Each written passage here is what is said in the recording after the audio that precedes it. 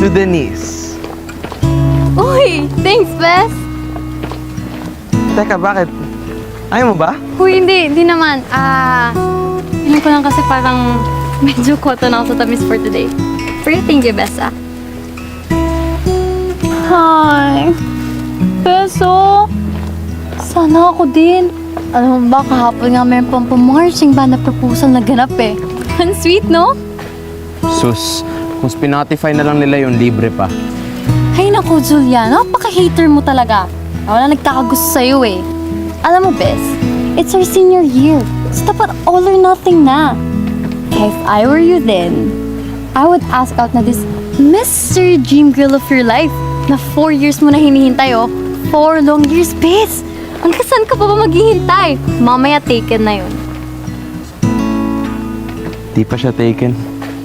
Oy, ano? Perfect pa din. Oh, ang cute-cute talaga ng best friend ko. Super sweet!